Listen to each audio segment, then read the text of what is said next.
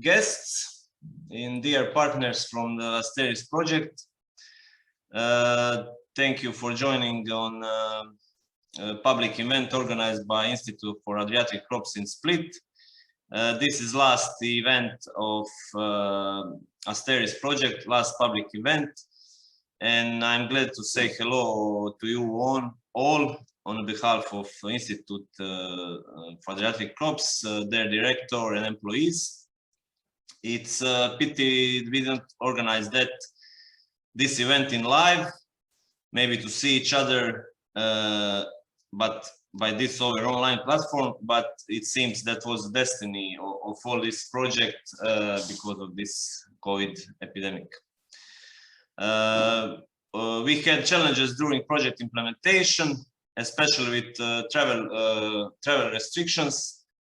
But what influenced part of the project, but we managed to did all that physical investigation, all field and laboratory activities, and now we are in process of data synthesis and making progress.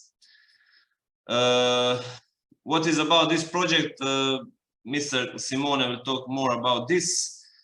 What is the overview of this project is that was thinking that Adriatic region is highly vulnerable to impact of climate change, and most of this attention in history was paid to understanding of climate change impact on and risk over the last decades. But we still faces a lack of common risk assessment. This is especially done with water supply issues, and water supply issues are essential aspect in development and sustainability of all ecosystems. Despite the general knowledge on climate change driven sea level rise, in the project was done downscaling approach to Adriatic scenarios, which represent crucial prerequisite for regional or realistic estimates. So the understanding of the sea level rise on salt ingression is in coastal aquifers is not uniform in local scale and depending on a complex of factors. We hope that with this project we will provide some practical tools for future sustainable management of coastal aquifers with two main outputs. That's a map of vulnerability to coastal salinization at the macro-regional scale, that means on the Adriatic Sea, based on future scenarios for sea level rise and the hydrological cycle. And also other output is best practices and guidelines for the management of vulnerable site, defined through an analysis of representative case studies in Italy and Croatia. In today's public event, we will focus on a project overview and regional insight and modeling sea level rise that will be presented by our partners from Italy. Also, we will have one presentation of the case study dealing with the Croatian side of Adriatic Sea, particularly on the Neretva Valley. That was one of the case studies. Two other case studies were placed in Ravenna and Fano city area.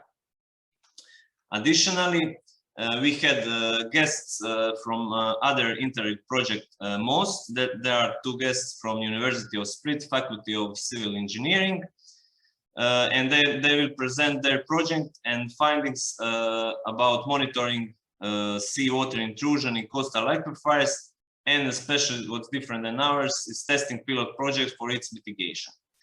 I hope that's enough from me now, just for a short overview, and I will ask Professor Gariotti as a representative of a leading partner, University of Urbino, to give a short overview of the project and results, what was done until now, or already is almost we finished it, but we can give main results by them. So Simone, please, can you start with your presentation? Yeah, thanks, Branimir. Well, I don't have a PowerPoint presentation actually, you know, and it's this is just to say a few words and the broad overview of the project and the results that we achieved, and presents the general structure of the project itself. So the project is dealing, as you already mentioned, with let's say the sustainable management of coastal aquifers in a context of changing climate. And so the rationale for the project itself is based and dealing with the fact that because of changing climate, in future climate scenarios, we are expecting a series of impacts. Among these impacts, there's a couple of that is actually and potentially and likely actually impacting the coastal aquifers. And these are changes in the hydrological cycle and the sea level. So the scientific basis for the project and for the proposal was exactly these in terms of core philosophy of the project. Now, besides this, and considering that the Adriatic area is, as a whole, the Mediterranean area is a sort of a hotspot of climate change, where enhanced effects, thus by impacts of climate change, are expected, particularly in terms of changes in the hydrological cycle, which are expected to change and alter the amounts and the distribution of rain through the year, which is a factor controlling the dynamics of coastal aquifers.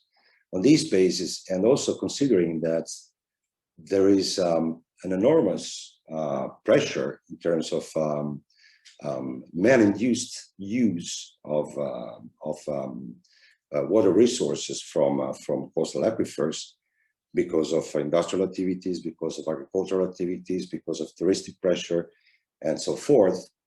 The goal of the project was to determine the state of the art in terms of the dynamics of the aquifers, of the coastal aquifers, and how this will react to the above mentioned changes and the impacts of climate change. So what have we done? We have organized this proposal with sort of a large, relatively large partnership. This includes the University of Urbino, of course, that is the lead partner. And from the Italian side, we have the municipality of Ravenna and the municipality of Fano, as well as a scientific partner, the Institute of Pisa of the National Research Council. On the Croatian side, we had the Institute for Adriatic, Karst and Reclamation that is actually hosting this meeting, this public event today. So I take the chance to thank you guys for organizing this event and for inviting us to present these results. And the Croatian waters, Metris, that is ultimately being merged with the University of Istra, the Technical Institute of the University of Istra.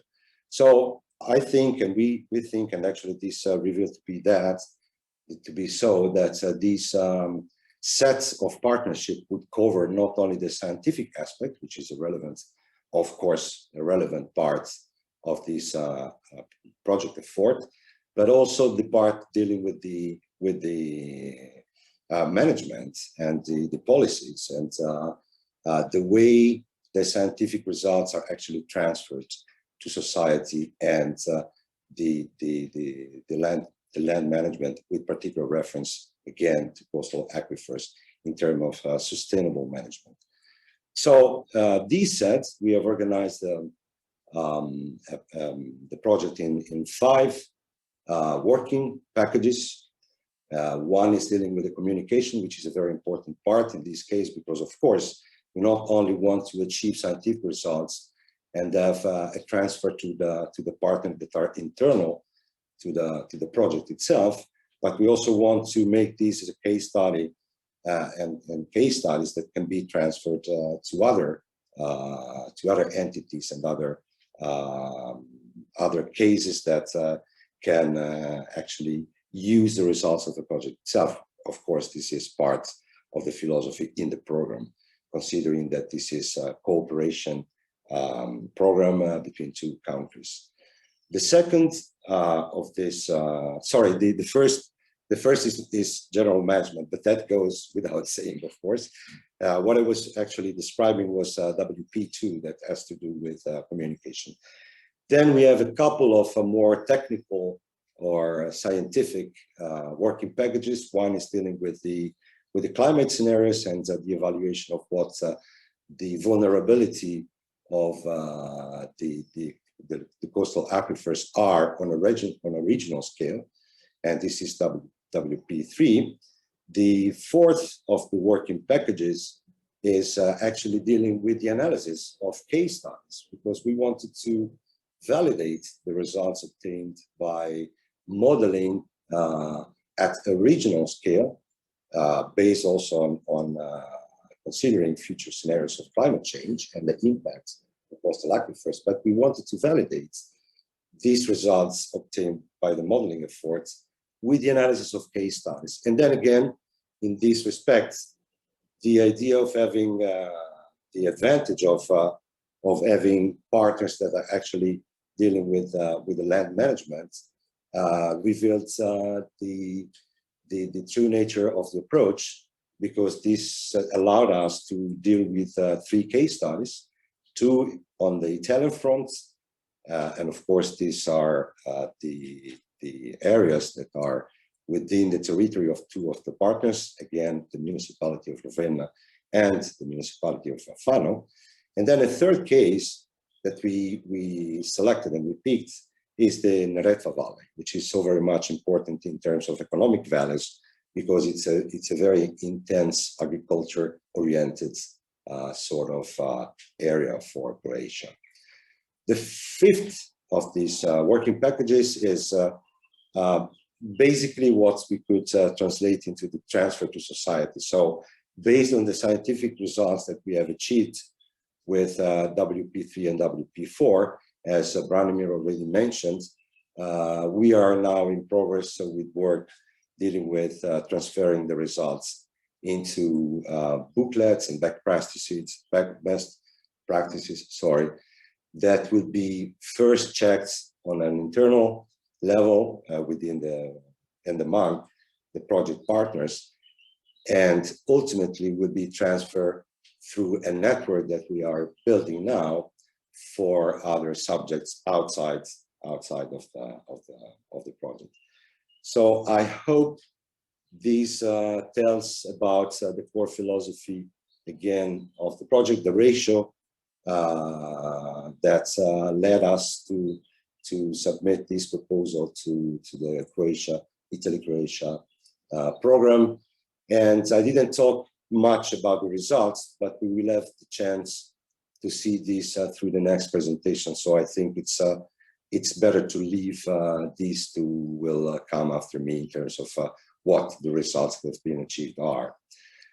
Again, I hope this was a synthetic, though exhaustive kind of description of the project, the ratio for the proposal. But this is also a chance, because we are towards the end of this cooperation effort, to thank everybody for their contribution. I think this has been a great experience for everyone involved. Again, we are still working on this. The deadline for the end of the clock for the end of the project is set in a few days, actually in 12 days. On the 30th of June, we will continue working on this to produce the final results and deliverable in good harmony, as it has been for the previous actions of the project.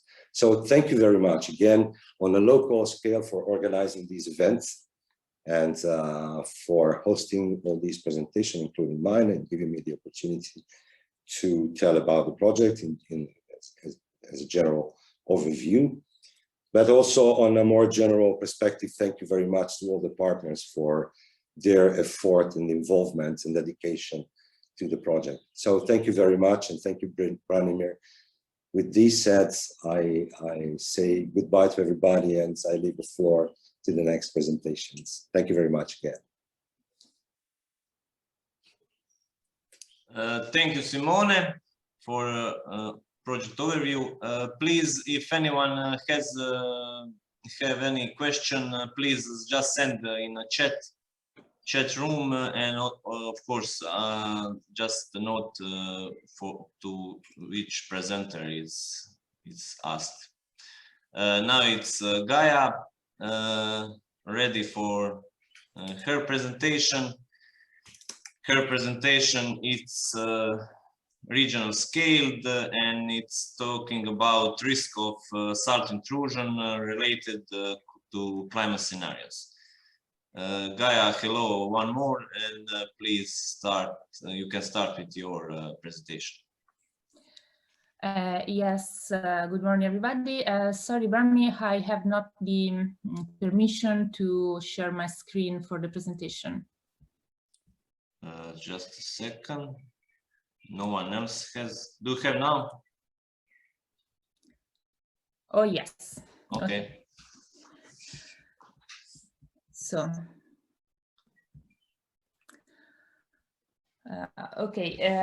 I'm going to present very, very shortly one of the activities of the Asteris project that was aimed, as Simone anticipated a few minutes ago, to have a general view of the risk of salt intrusion for in coastal aquifer for the broad area of the central northern Adriatic basin. So this part is not specifically dedicated to Croatia, but instead to the general area of the project, actually to the area involving three nations, Italy, Croatia, and a small part of Slovenia. The idea was to understand the current situation and the future evolution of the risk, with the focus on risk related to climate change. For this, we have developed a conceptual model, including the main factors affecting salt intrusion, and we have used this model to make a map of risk. But it is important not only to understand risks and their evolution, but also to understand how to manage coastal aquifer, or better, to know which alternative to choose in planning the use of water resources. And this is important, especially considering climate change evolution. Hence, from the risk analysis, we have produced a tool for helping administrators in planning the use of water resources, and this tool accounts for a vision of climate change.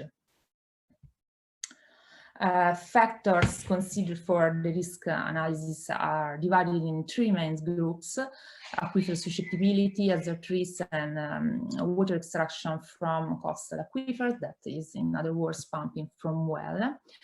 Aquifer susceptibility is rated by intrinsic characteristics that are lithology and aquifer type, and by topography, elevation and distance from coast. Hazard risk is basically storm surge, sea level rise, pumping for well loss, and then we consider also loss, so economic cost, and also restoration costs. Where the economic costs are damage to industry or agriculture for the deterioration of the water resources, and loss are also intended as restoration costs, that are costs needed to restore, to replace the resource compromised by salt intrusion. Some of these factors are quite stable in a time scale of few decades, as that on the blue square, so that related basically to intrinsic characteristics, for example. Other are strictly related to climate change, that's on the red square, so some surge sea level rise. And still other are directly related, in some way related to the consequence of climate change. This is the case, for example, of pumping, because climate change could imply an increased need of water for example, in agriculture, but also economic costs can be related to climate change because there could be an increase of costs in reason of an increasing scarcity of the resources. So these factors are combined in a conceptual model. We don't enter in detail here. This slide is simply to present the logical, the general logic of the model. The choice of a conceptual model instead of, for example, a numerical model was forced by the extension of the area involved and the scale and the quality of information that are such that it was not possible to create a numerical model for the whole Northern Adriatic. So for each factors mentioned in the previous slide, we have collected and verified special data, the best scale and for the best quality available for the whole territory. And then we associated a rank of risk to each of these variables. And ranks have been then combined and weighted to obtain an overall value of risk.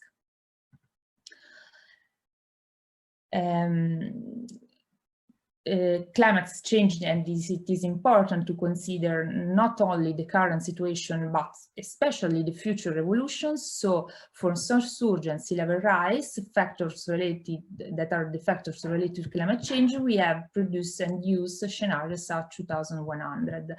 For sea level rise, we have considered both the glacial isostatic and the steric effects. We have included the so-called GIA contribution, that is the ongoing effect of melting ice from the last glacial maximum about 21,000 years ago, and so on. This has been computed according to the, and projected according to the ICE6G model. And for the current ice melting of ice, we have used modeled this component using an IPCC scenarios LCP 8.5, that is the worst scenarios, and the projection is still at 2100. The ice source considered here are the main current sources, so Antarctica, Greenland, and glaciers and ice caps. For the static contribution, that is the expansion related to the change in temperature and so in salinity and density of oceans, we have taken this part from the METCORDEX initiative, and this is again projected at 2100 according to RCP 8.5. The sea level scenarios produced underline two important things. First, the Adriatic Sea level is rising lower than the global average, and also lower than the average for the whole Mediterranean. From the map you can see that is referred to the steric component. You can see that in the Adriatic Sea there is more blue than yellow and green. And second, that there is a special variability that has to be taken into account in analyzing the risk of salt intrusion. For surge, data are from Environmental European Agency and projection surge 8 at 2100 according again to RCP 8.5. And for this component, we have considered the storm surge with a return period of 10 years. So water extraction from wells is in some way related to climate change. Unfortunately, for this component, we have not data, homogeneous data for the whole area of investigation. And this is mainly due to the many different administrations responsible for water use at different territorial scale for different final use of water. And the situation is also more complicated because of 3 different nations included in the area, or 2 if we don't want to consider the small part of Slovenia. But on the other hand, pumping is a very important factor for salt intrusion, and we cannot neglect it. So we have introduced pumping in the model as an open variable, and this has allowed to use the model as a tool for addressing planning in water management. How does it work?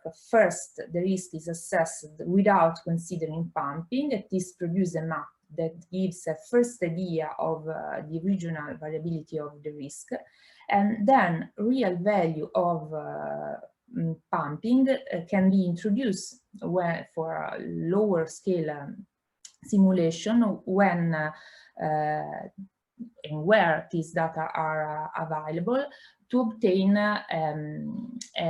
first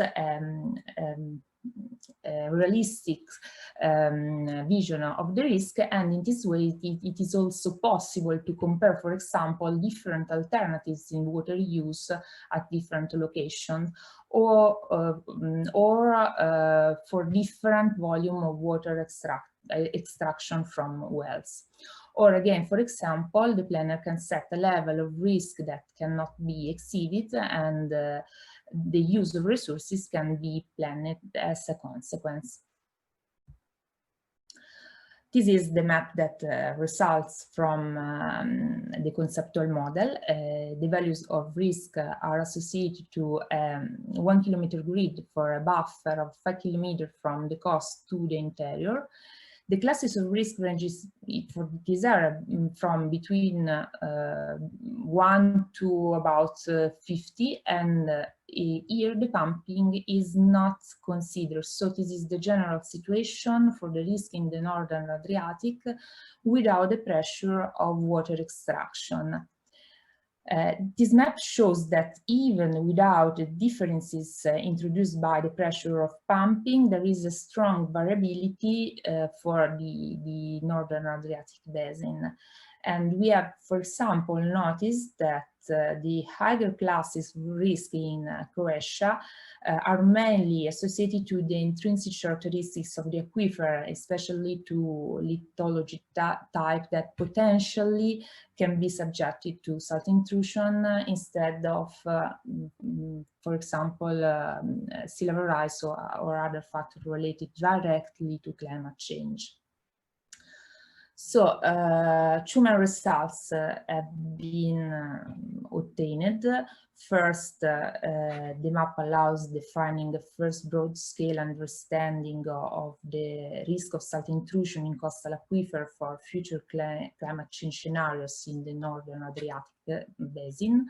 And second, the model provides a useful tool for planning the use of water resources over coastal areas. But there is something more, because our analysis has also revealed that in the study area, an understanding of the problem of salt intrusion and of its future evolution is still hindered by limited knowledge of some of the key variables involved, especially of the water extraction from wells. This is all. Thanks you for your attention. And since this is one of the final public event of the project, and the project is almost concluded, I would also thank the partners and the people involved in the project to make the participations to this project a really very interesting experience. Thank you.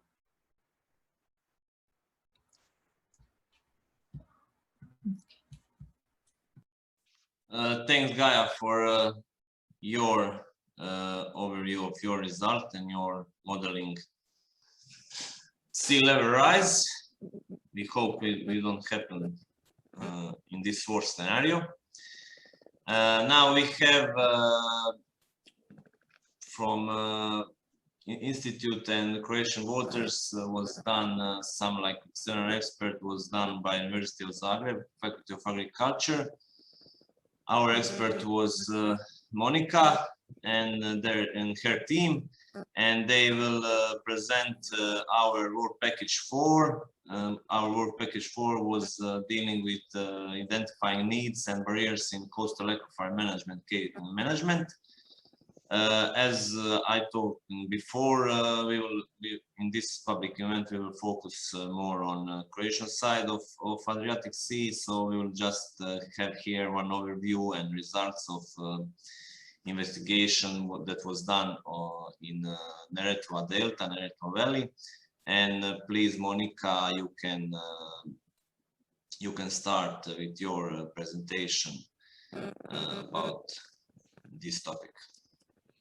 Thank you, Branimir, for this introduction. Good morning to all of you. I will also very shortly present you the results that we obtained for the Neretva River Valley within this work package 4. Sorry. The presentation is organized regarding these 3 main activities in this work package 4, and as I already mentioned, all the results will be based on the case study Neretva River Valley. So the following outputs have been prepared for the Neretva River Valley. First of all, we focused on the different data collections. We prepared land use data, water level data, and data related to the water exploitation. And in the case of the Neretva River Valley, short-term monitoring was carried out with a 2 sampling campaign in the summer and in the winter periods at the 10 selected points, and I will also present you these results.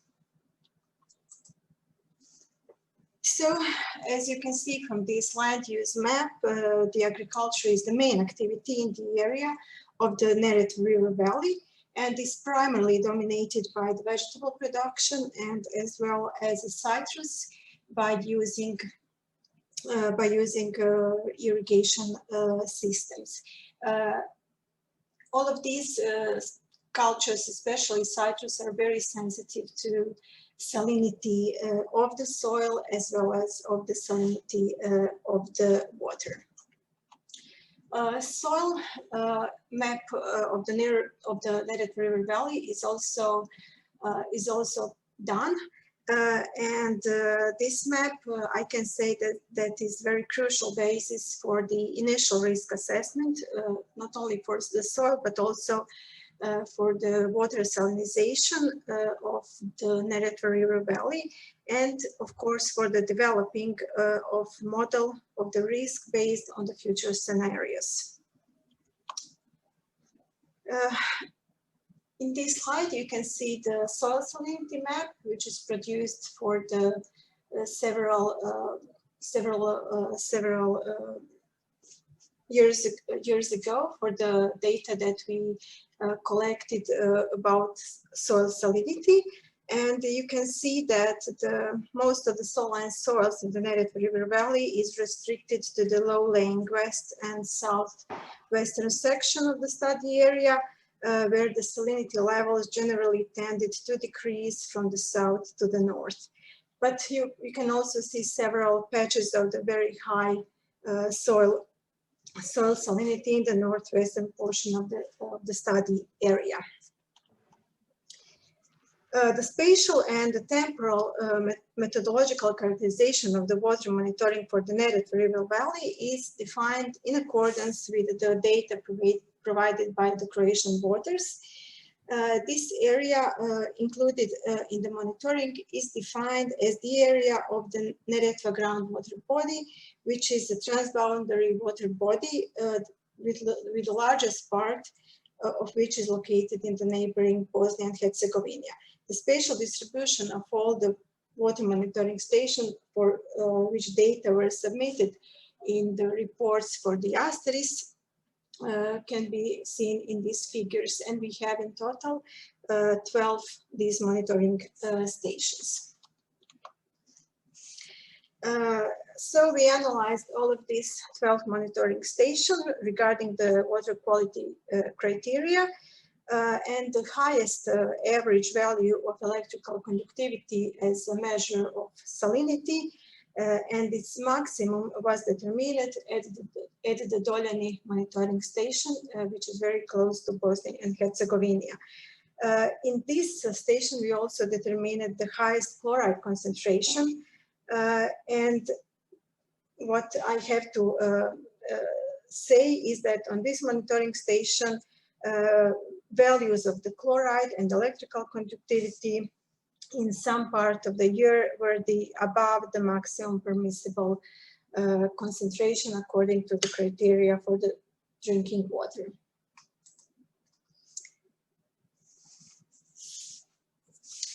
However, the spatial comparison of the water quality parameters by monitoring station could not be adequately performed, first of all, because the frequency of the monitoring is not the same at all the sites, and at some sites it is carried out only a few times a year.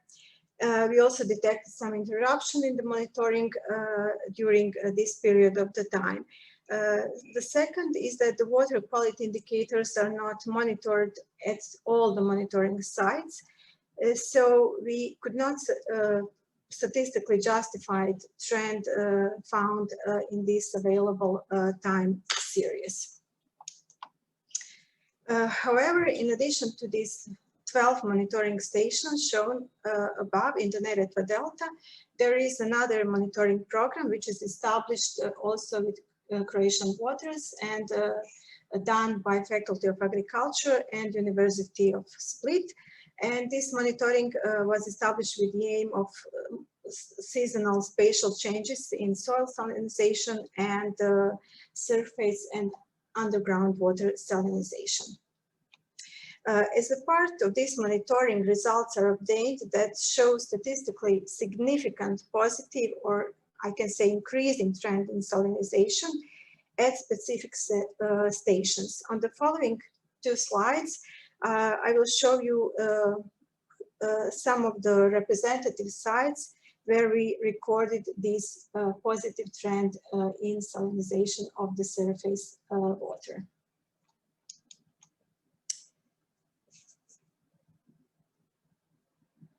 The highest arithmetic mean of water salinity in the surface water was determined in the surface water monitoring station, which were established in the pumping station. And according to these values, we can say that the pumping station, water in the pumping station, is classified as a moderately saline water. As a part of the Asteris project, seasonal monitoring was carried out at 10 selected surface and groundwater monitoring sites. And we performed 2 sampling events, which were carried out at the end of the dry season and at the end of the wet season. On these tables, you can see all the results related to the physical and chemical analysis of these sampling campaigns, as well as the isotope analysis, which were done by the CNR in Firenze. From this data, we performed ternary diagrams to find out the differences between the dry and the wet season in the water quality of these 10 sampling points. As you can see, the main differences were related to the concentration of the sodium and magnesium and potassium during these 2 different seasons. So for the activity 4.2, we analyzed the available time series for the groundwater exploitation. And what we can say is that Dubrovničko-neretvanska county has a significant water potential, which is used for the water supply and is divided according to the type of the occurrence into the spring water and groundwater sources. In the Neretva River Valley, we have total of 5 springs, 3 of which are located within the county. The water supply of the entire county is characterized by a large number of the water supply system, and in total we have 13 of them. The data provided by one of the most important supply systems in the region show that the annual withdrawal of one of the most important spring in the pilot area have the obstruction which varied between 28 and 39 of the maximum installed capacity, which means that the spring is not used at its full capacity as it can be. It is important to know that the seasonal variability is typical of coastal aquifer, and it can be seen in this figure for the brood spring.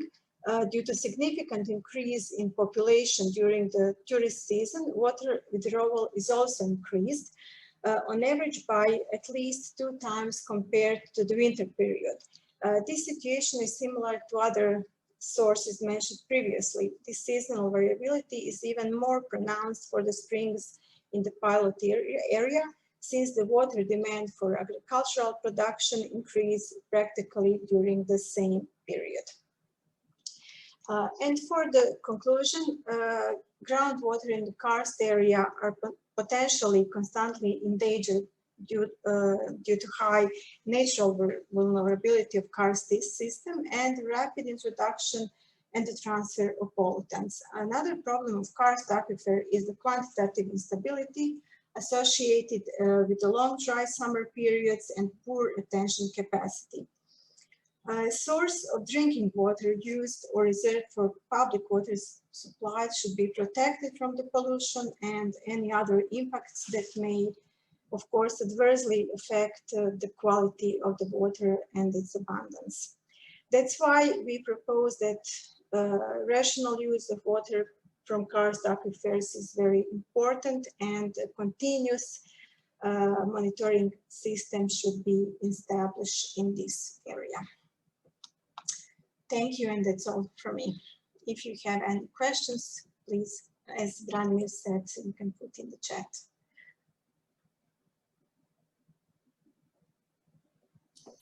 Thank you, Monica, for your presentation. I hope someone will have some questions later. Now we can ask Mr. Lovrinovic from the Faculty of Civil Engineering, University of Split, to give us overview of the results they done or they are doing on the also other Interreg Italy Croatia project called MOST. It's monitoring of coastal aquifers in seawater intrusion and testing pilot project for its mitigation. We were talking about in Asteris about influence on sea level rise of this process that they already they tried to find and explain more in MOST project. Mr. Lovrinovic, please, can you start with your presentation? I hope we heard each other. Everyone, can you hear me? And yes. Okay, so introduction, as already mentioned, my name is Ivan Lovrinovic. I'm from Faculty of Architecture and Geodesy from University of Split, and I'll present you the part of our research from our project MOST regarding the processes influencing seawater intrusion in a lower Neretva coastal aquifer system. So basically, I'll go over our monitoring system, results from our monitoring system, some obtained meteorological and hydrological data in Neretva Valley, also the geological settings of Neretva Valley, and I'll present you the methodology we used and the results we got from our research. So as you all know, the seawater intrusion causes various problems, with the main problems being the reduced water quality in coastal aquifers and reduced agricultural productivity, which is of most importance for Neretva Valley. As we saw from Monica's presentation, the main income comes from agriculture in the Neretva Valley. Also, there are various regimes that are influencing the seawater intrusion into coastal aquifers. We can divide them as hydrological regimes regarding the sea level elevation, discharge in rivers, or meteorological regimes from precipitation, temperature, and so on. And also the operator regimes of pumping stations, river gates in the system, and so on. Okay, so our monitoring system, or our Neretva Valley, is located between the cities of Ploče. It covers around 4,500 hectares of cultivated area. And in order to understand the dynamic nature of saltwater intrusion, the monitoring system has been set on few locations due to the time. We obtained Please, can you check just your microphone, please? Okay, can you hear me now? Anything better? Or? Yes. Sorry. Okay, so what we have for monitoring system, we obtained results from 4 surface gauges. Surface gauge that is measuring the sea level, located here, and we also have 3 surface gauges level elevation rivers. 2 of them are measuring the elevations in Neretva, and 1 is measuring the water elevation in Neretva. Also, we obtained the monitoring. We obtained the time series from 3 piezometers. All 3 piezometers are located in the unconfined aquifer, the P1, the P2, and the P4. With the location of the probe being around 6 meters in depth from the surface. And all 3 piezometers have installed probes that are measuring the groundwater level, electrical conductivity, and temperature. And regarding the piezometers, surface gauges, we have an hourly measurement of all the data. We've obtained meteorological data from a monitoring station of Ploče. Here you can see the meteorological station of Ploče is located. And also, we've gained the work measurement of pumping stations. We have 2 pumping stations. One is a pumping station Modric, located here, and the other one is pumping station Karst, located near the piezometer P4. We've obtained the work measurement as well as the water level elevation in the basin of those pumping stations. If you look to the meteorological data for 2019, we can see that it represents the typical characteristics of Mediterranean climate, where we have a dry and warm summer. We can see July and August, while it is lowest in January and December.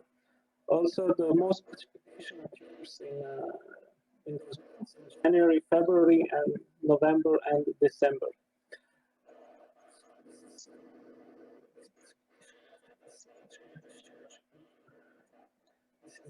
Line, we can see that the discharge increases with the precipitation, while it is lowest.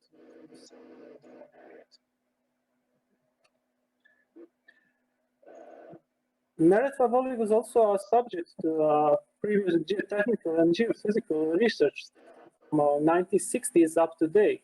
So we tried to obtain all the results from those research and find a unique geological model of our Neretva Valley.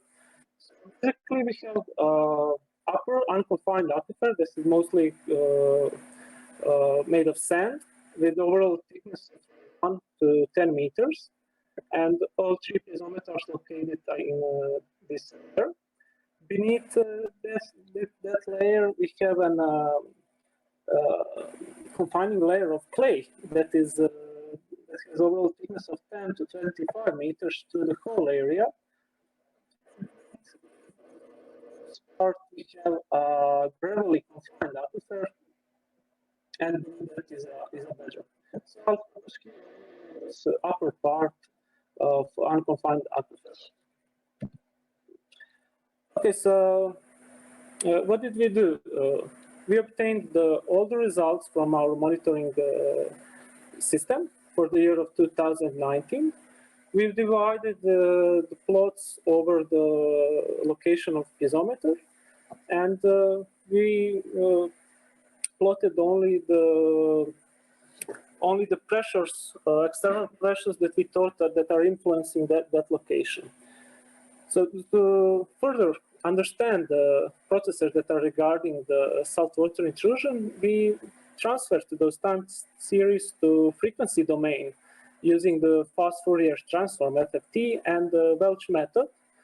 And after transferring to frequency domain, we've set up a coherence model to see the correlation between the pressure and the response of the aquifer. To go quickly through the methodology, what is a Welch method? Well, we have a series of 1 year, so we divided those time series into smaller screens of 15 days. And on each screen, we've calculated the FFT on even smaller screens called windows with some overlap. So the total result in the frequency domain of one screen is average from all the FFTs of all the windows in those screens. After we transferred our time series in a frequency domain, we then calculated the coherence between the specific frequencies of pressure and the response of the aquifer. Coherence is something like a cross-correlation in a time domain. In a time domain, the cross-correlation represents the linear dependency of two variables regarding as a function of time shift, while in a frequency domain, coherence represents a linear dependency of two frequencies as a function of phase shift. The main difference between the coherence and the cross-correlation is that coherence takes values only from 0 to 1, while cross-correlation takes values from -1 to 1, meaning that if the two signals are the same, then you have a cross-correlation 1, while if those two signals is -1, then they mean that they are mirrored. In coherence, we cannot calculate it. So in order to see if the frequencies have a different phase shift, we've calculated the angle between those frequencies. You can see those arrows on the example of a picture on the screen. So if the arrows are pointing to the right, that means that those frequencies have a same phase, while if the arrow is pointing to the left, that means they have the opposite phase. So in this kind of, we solve the problem of having the value of results from -1 to 1. Those arrows are plotted only for the frequencies that have a coherence above 0.6. So first, for the location of the piezometer P1, P1 is distance 80 meters from the sea level and around 50 meters station Brazil. So we can see here that groundwater level, which is a red line, has a similar model of behavior like a sea level, but with some attenuation in an amplitude.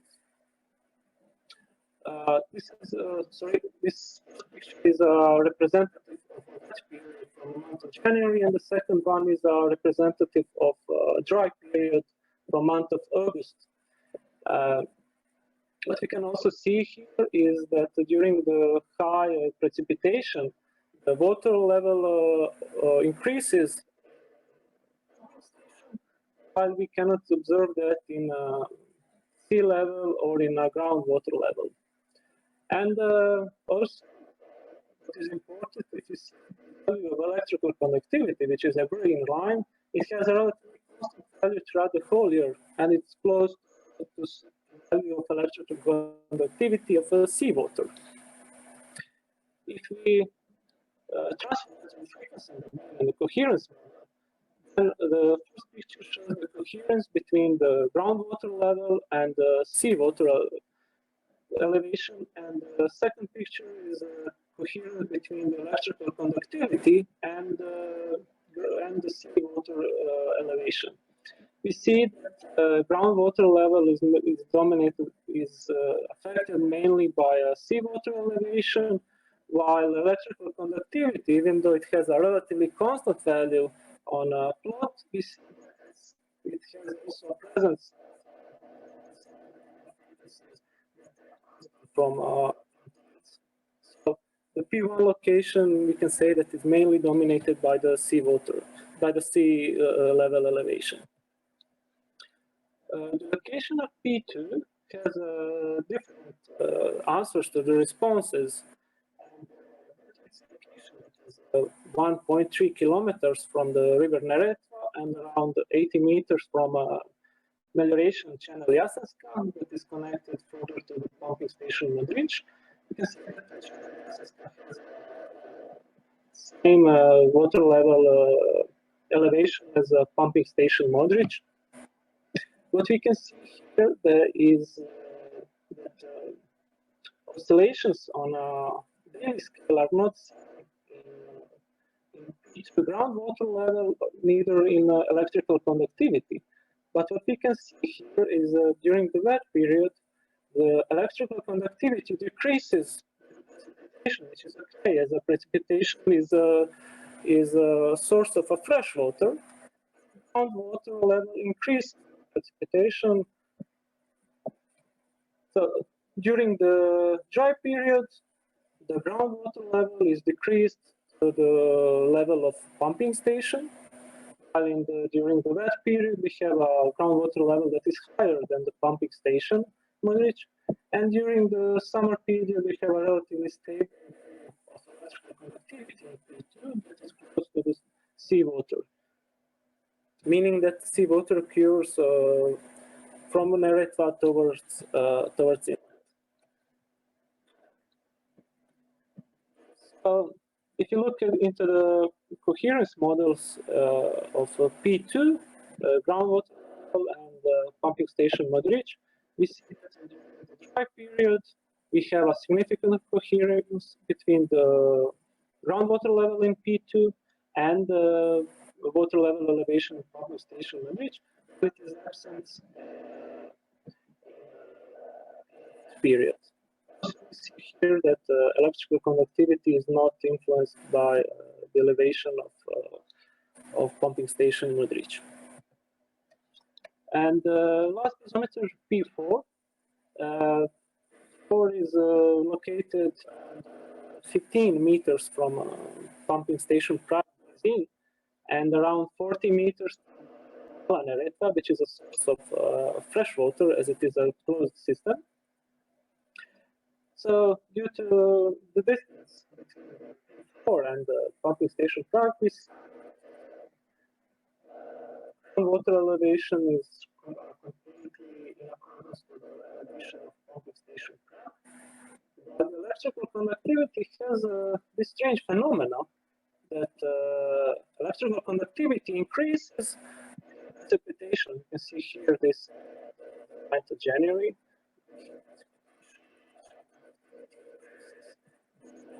During this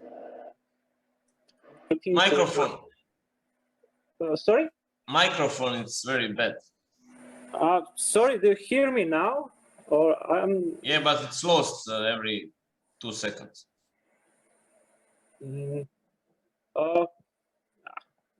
Okay, I'll try my best. If you need anything to repeat, I can do it again. Okay, just know it. Just if you can mix something, but it's okay. Just finish. It's okay. So the last application, you can see here this phenomena in electrical conductivity. As electrical conductivity increases precipitation, so we have a two-phase increase. Small precipitation, the electrical conductivity increases, and with a large precipitation, the electrical conductivity decreases. So we found the answer regarding the geological research, where it was found that near the location of P4, we have salt sources. So with a small precipitation, those salt sources are flushed toward the piezometer and the pumping station basin, while with a higher precipitation, after they are flushed out, the electrical conductivity are reduced. Yeah. Also, the frequency domain, we see P4 is the groundwater level is dominantly elevation of groundwater water level elevation in pumping station Prague basin. And as a result, all those research, we see that during the dry period, the direction of seawater intrusion occurs from the sea and also from the river Neretva, while the river Mala Neretva is the only source of fresh water, while during the wet period, the Neretva Valley and Mara Neretva are also sources of fresh water, while the sea is the direction of seawater. Sorry for those problems with the microphone. If you have any questions, repeat anything, I can do it again. Okay, thank you.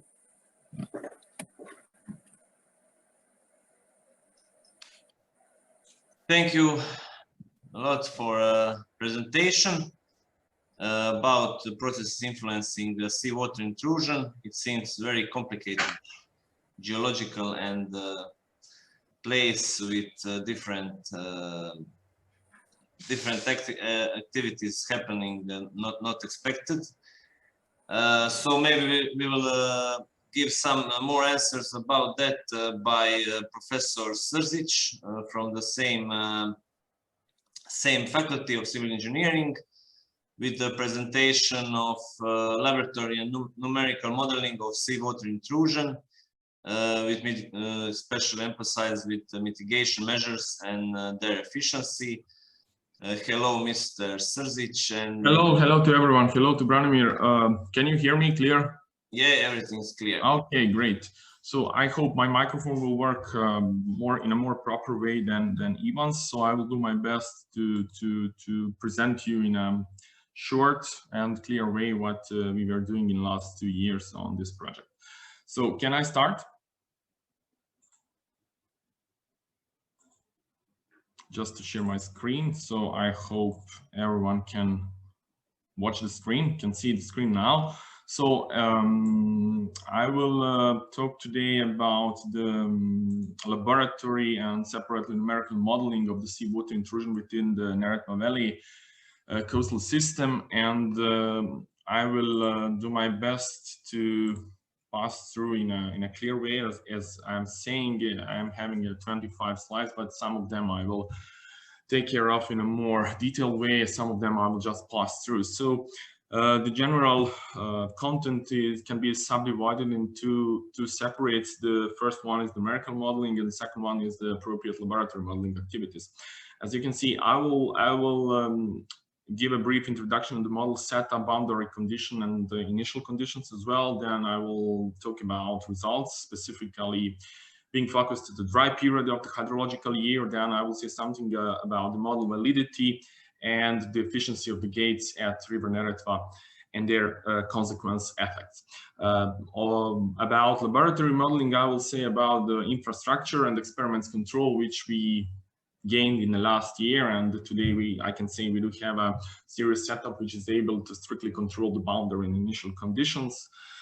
Then I will pass through examples of the experiments, show how do we calibrate numerical models when they are based, or the origin for the calibration stems from the laboratory experiment results. And finally, I will show very brief examples about how we treat the mitigation measures and how we do test them in laboratory. So as Ivan said, the area of interest is this one denoted by the red line, and the model will be established, or the model is already established for this part here. As a main input, we performed detailed in situ investigations in the last 1.5 years. So we combined the electrical resistivity tomography, seismic reflection interpretation, then geoelectrical sounding, core drilling, and profiling, some laboratory investigation in order to determine hydraulic conductivity, porosity, effective porosity, and so on. So the final way is to build a 3D model which covers like the area of approximately 4,500 hectares, starting from opposite or to the east, ending to the west at the sea border and the sea line. And what we can see, it's a typical alluvial settings, which is recognized here through the main division of the parameters, which are recognized as dominantly 5 parameters with some sub-layer which are not shown here due to the scale we are working with. After the 3D geological model or the setting has been defined, we set up a boundary condition separately for the flow and for the transport, and they correspond to the situation at the site. So this is the seaward boundary condition. I would say it holds the feature which is gained and which is caused by the tidal characteristic of this area. Upper boundary condition corresponds to the hydrological regime of the river Neretva Valley and this very shallow area. And the boundary condition to the north is set up by the natural condition of the river Neretva in both head and salinity features. And a similar feature has been defined to the south and in the middle part of the valley, which is called Mala Neretva, being just a branch of the river Neretva. So the boundary condition and the math part I'm leaving on side. So I will proceed to the general procedure and the results. So first, since we do have a pretty big domain, which is hardware and software perspective demanding, so we had to use some peculiarities in order to reach the steady state condition as soon as possible in order to have a relevant initial condition for our transient simulation. So that's actually the schedule how we did it, and this is the snapshot of the result of the steady state model, of the final steady state model, whose final stage is used for the transient simulation over the hydrological year. So this is the boundary of the sea. This is the river Neretva due to the features of the natural discharge found within the river Neretva on the one side and tidal characteristic on the other side. And following the in situ measurements we do perform every year, it is found that the river Neretva can be treated as a seaward boundary condition in both way, in a way of how the head fluctuations are found there and how the salinity features are found there and how they are stratified. So when we start the simulation, we see that there is a big inflow of the mass through the left bank of the river Neretva, and this is the main and dominant input of the salt content into the valley. This content, which stems from the seaward boundary, is also dominant, but this area is much more smaller. It's five times smaller compared to this one, and the final stage and the final steady state solution, which is actually the initial condition for our transient simulation, can be seen here. Why it keeps the red? Because this is the fresh water and this is the highest elevated water surface found within the valley. This one is called Mala Neretva, and this one is a branch of Mala Neretva called Trepina. So this is somehow qualitatively good. The red the yellow squares you see, those are the controlling piezometers where do we have observations from and which are used for the calibration and verification of the model. To get insight, I will pass through one intersection or one cross section starting from the west and into the east. So it corresponds to the location of this red line. How it looks like this. So we have a feeding by salt coming and stemming from the sea and stemming upstream from river Neretva, and those areas which are identified as Trepina and Mala Neretva are also present and visible here. So this is the Trepina downstream branch, and this is the upstream branch of the Trepina, very close to the branch from the intake of Mala Neretva. How the transient model looks like: this is the head in the upper unconfined aquifer. As you can see, the total difference of the fluctuations found within this area is like from -2.5 till plus 2.5. This plus 2.5 attitude corresponds to the location of Trepina and Mala Neretva, and the lowest elevations of the groundwater can be found at the areas which are closest and under significant influence of the pumping station and irrigation and melioration channels. So compared to this upper unconfined layer, which is dominantly affected by the regime of the irrigation and melioration system, in the same time, there is a big difference when we go down to the approximately 35 to 45 meters below the ground level. There we do have just a layer of the gravel, which is completely confined. And if I start the simulation, the result of the simulation, I see the changes here at the border of the sea, which is a clear evidence that due to the confinement of this specific geological unit, it is very sensitive to the tidal characteristics. When you compare these changes on the temporal scale, you will discover that it's semi-diurnal to diurnal tidal characteristics, which is typical for the southern and southeastern Adriatic, and it means it's more and more sensitive to the tidal changes compared to the upper layer, which is mainly and dominantly influenced by the irrigation and melioration system at the same time. What about the calibration and the validity? But I would say that by the comparison of the observed time series of both salinity and head, and comparing them with what the model give to us, we see pretty high Pearson correlation coefficient. So by comparing those values, we see that syzygy period corresponds perfectly. A bit difference is found for the quadrature period, but we are just now working on additional calibration and fine-tuning of the model. When it's about the salinity, I didn't put picture here, but it's pretty well matching. But one of the reasons is that the salinity field found within this area is very, very stable during the dry season. The fluctuations are very small, and compared to the head, where the scale of the comparison does not play a significant role. When we talk about the salinity, the averaging scale or the model corresponding scale plays significant role, but still we do have a great agreement.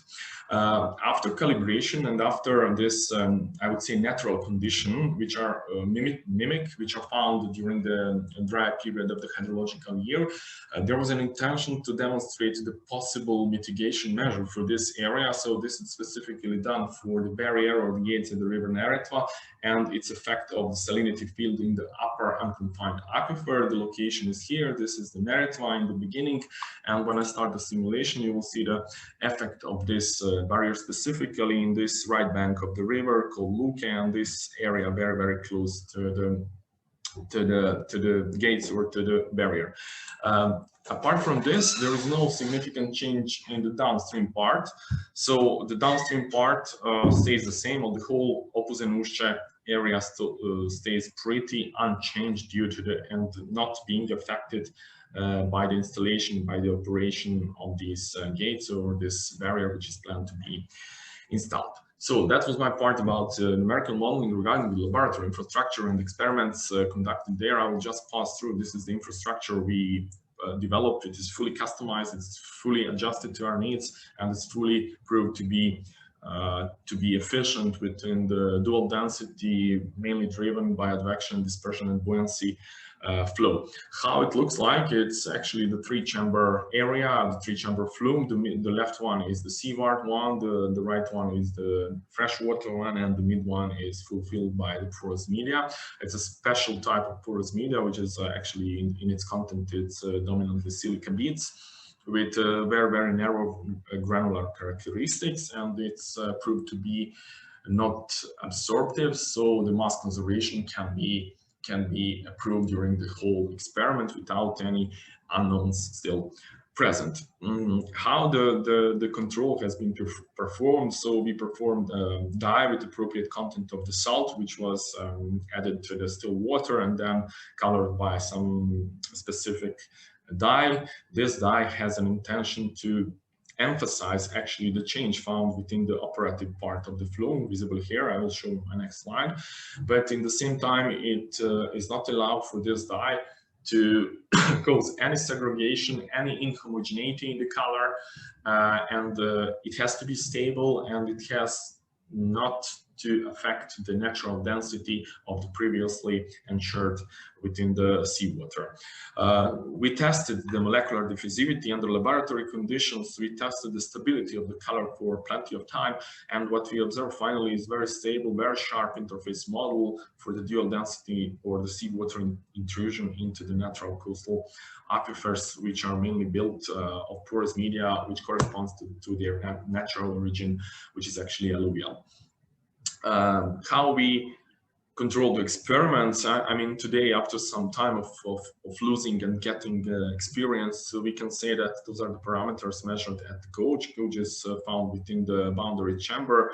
You see that after filling the chamber with salt water and this red dye, the density has been changed. Our goal is to set up to 1025, which corresponds to the sea density, seawater density. So it stays the same for the 10 hours. The duration of such experiments ranges from 5 to 10, even 12 hours, depending on the conductivity and local features and our intention, what we want to reach as a final goal. But the intention of this slide is actually to demonstrate how stable the boundary conditions are and how we control them.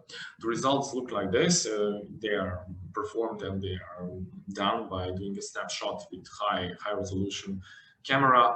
I don't know if, yeah, it works, so it's better to show the video. So this is the temporal change of the transient nature of the decline, which is actually the salt water along the confined aquifer, mainly down of porous media, and its penetration inside.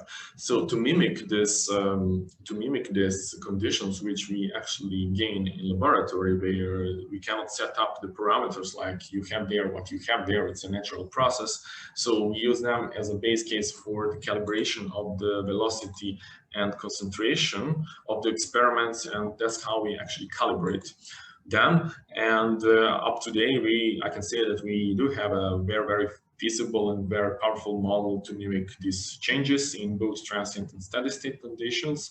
And after calibration, we interact with some mitigation measures. So the left one is the concentration field, the right one is the concentration field. Both pictures are showing something which is called the efficiency of the mitigation measure. It's absolutely comparable with this video here, where we have a natural results, mainly driven by the difference in the gradient, left and right, and the difference in the ambient and seaward densities. So what do we here? We do have a significant penetration. So if we add here the extraction well and give some extraction rate to outside, we will concentrate the gradient here, which will actually suck the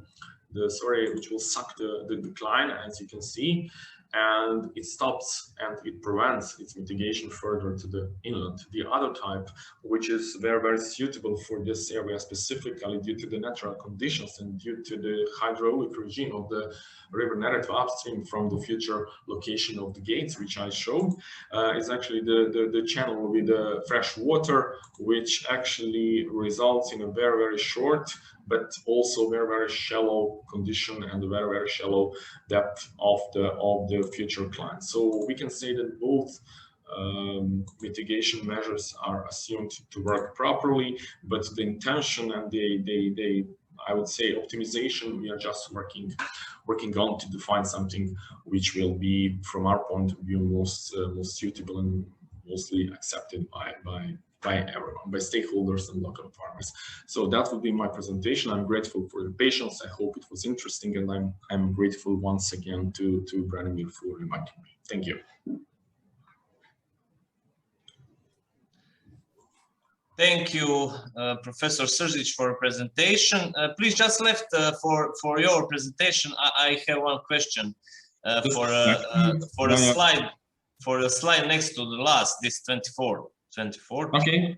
So this is on the slide, this on the right one, is this gate or this is pumping station? What is no, this is just a channel, a surface channel, which is fed up by fresh water, so the concentration is kept to background concentration, so it corresponds to equivalent of the 2 millisiemens per centimeter of the electrical conductivity content found with the fresh water in the upper layer of the river Neretva.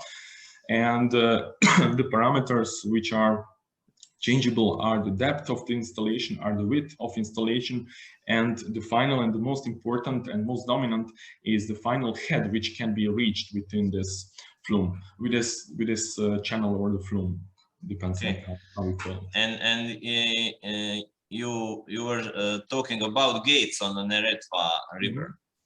So I know that in the public there is different talks about that. What is the story about that? It will be influenced this or what will happen? Well, I'm always careful with this talking and giving the information. So what I can say for sure that I don't have enough information to be so confident to say something, whether if it's good, if it's efficient or not.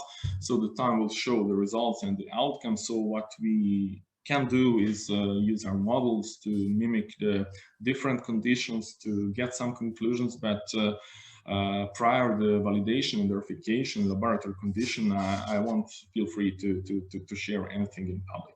So okay, but this kind of modeling will help with that. This kind of actually, this kind of modeling is not related to any activity related to the barrier development and design. This is purely connected to the project most activities, and it's fully funded by the project. Okay. There was just an ask from our project partner Croatian Water to cover this possibility, and we did it, and we are sharing our ideas with them. But I'm just saying I don't have any technical details to make my own conclusion on the gates and the barrier efficiency. Okay, thank you very much. Thank you. I just asked what I. Yeah, no problem. Oh, it's talking about that in the public, so I just give some more information. Yeah, no problem. Anyone else have some questions? I just have one question for Gaia. Galassi is still here. Yes, I'm here. Yeah, I have just one question regarding this your how say map of the Adriatic with these red zones, you know. Yeah. Zone of risks of sea intrusion. What is the minimum scale that you can show when you how say that maybe I'm not correct with the phrases in geological, what is the macro scale of every location you can choose? I don't know if you choose like a macro scaling city of Split, how much what is the minimum scale you can show, you know, in the meters, in kilometers or something like that? The minimum area that you can analyze with this kind of model, do you mean? Yes. Yes, okay. It depends.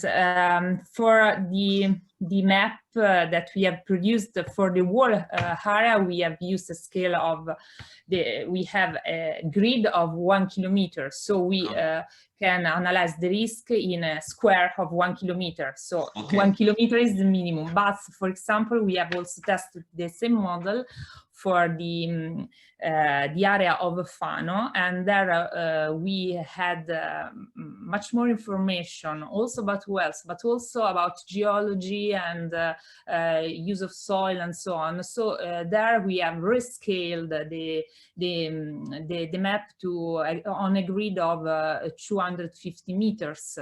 So here you can have a broader idea. But if you want to use the model for the planning, the idea is to compare different locations. So you have to set the extension of the area depending on your planning.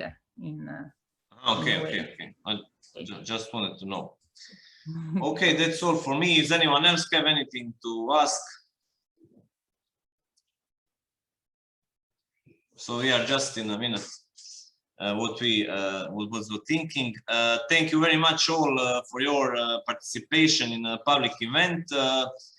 I will feel free to send you a few more newsletters and results when we get it to all of you, so that you will on the end you will have a summary of our results and Asteris project, also to find who did some this part of project and other projects that was involved in this presentation. And thank you very much, and feel free if you have anything to ask, just feel free and send me mail, and I will connect you with anyone from this project if you're interested in something more.